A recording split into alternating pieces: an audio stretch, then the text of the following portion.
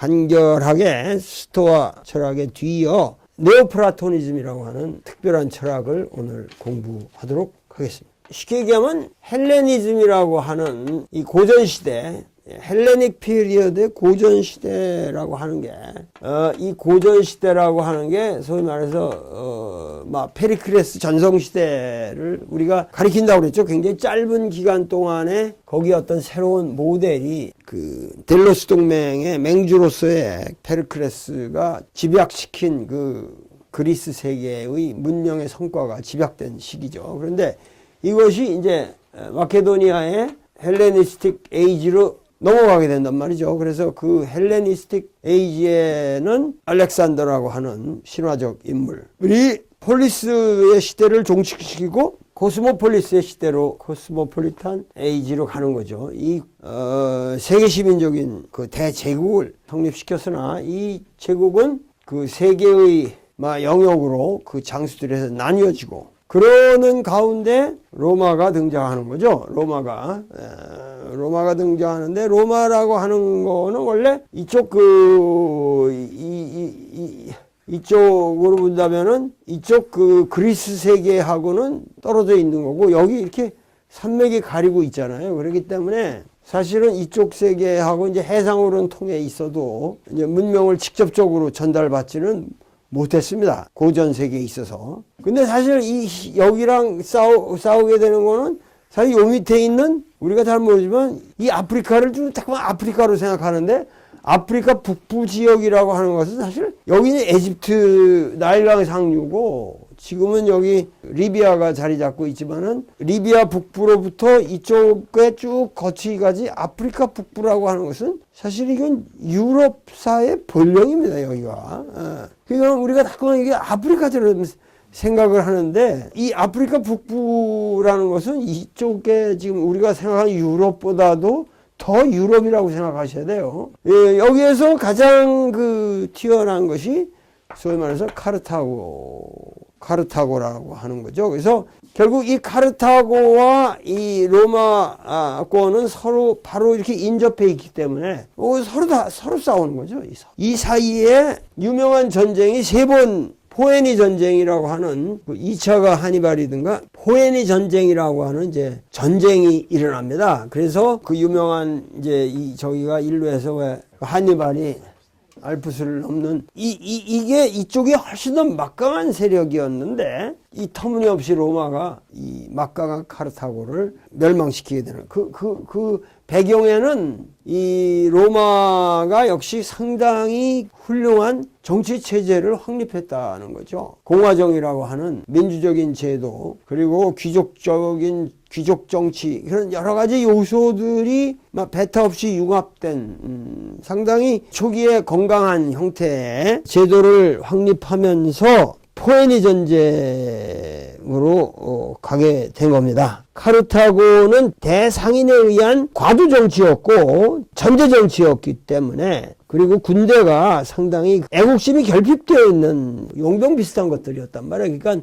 로마에 질 수밖에 없었죠. 지중해 전반을 놓고 보면은 이 로마가 그 지중해 전체를 이제 스페인까지 이렇게 놓고 보면은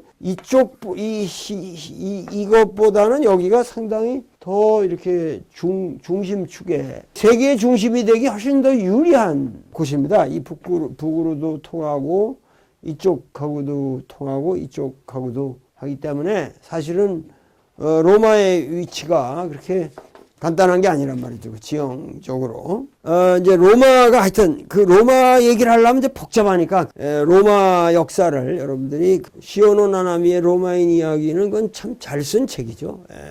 그건 객관적으로 평가할 만한 우리 동양 사람들의 입장에서는 정말 서양의 사가 누가 쓴 것보다도 굉장히 로마에 대한 애착을 가지고 상당히 상세하게 잘 쓴 책입니다. 여러분들이 로마인 이야기 같은 거는 한번 교양서적으로 읽어볼 만하다. 그 재미난 거는 사실 일본에서보다도 한국 사람들이 그 책을 더 읽었다고 그래요. 그러니까 한국 사람들이 대단한 거죠. 로마 문명이 이제 등장하게 되는 과정에서 몇 가지 얘기를 할 수가 있겠죠. 첫째는 로마가 헬레니즘 사상에 미친 영향이 있을 것이다. 근데 이것은 상당히 미미하다. 둘째는 그리스와 동방세계가 로마에 미친 영향이겠죠. 이건 상당히 막대한 거죠. 그 헬레니즘이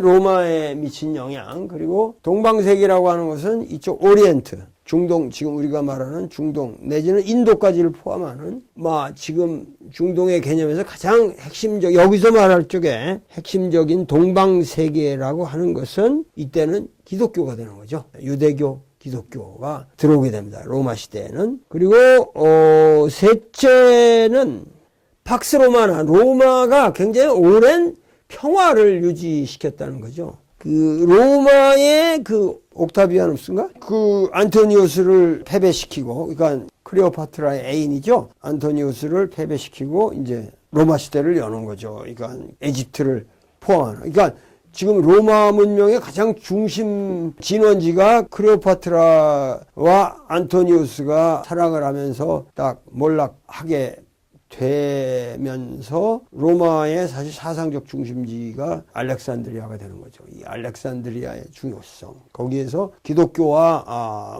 로마 사상의 모든 융합이 이루어지고 그 팍스 로마나라고 하는 그 말이 로마의 그 평화 시대. 그것은 뭐냐면 우리는 천하 사상이 있지만 로마의 천하 사상이라고 얘기하면 되죠. 팍스 로마라는 게 보편주의. 뭐든지 전 세계가 하나의 시민이고 하나의 가치 속에서 하나의 국가 속에서 산다고 하는 환상이죠. 사실은.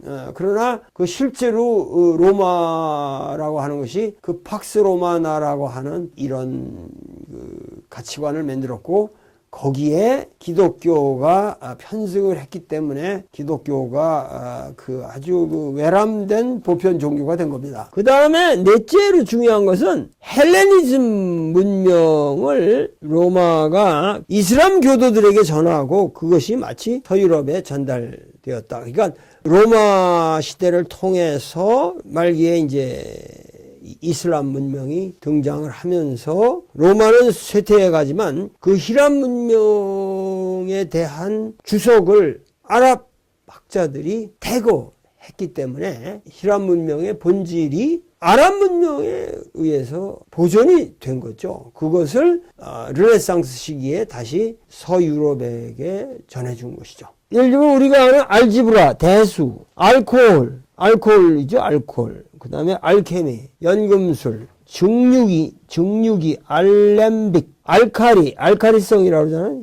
방위, 아지무스, 천정, 제니스. 하여튼, 이런 단어들이 다 그게 아랍 말이라는 거죠. 이게 알카리니, 알케미니, 알코올이니, 이게 다 아랍 말이에요. 그리고 우리가 지금 쓰고 있는 숫자, 아라비아 숫자죠. 이슬람 문명이 사실은 히람 문명을 근세 르네상스에 전했다고 하는 이 사실을 우리가 깨달아야 할 것입니다. 자,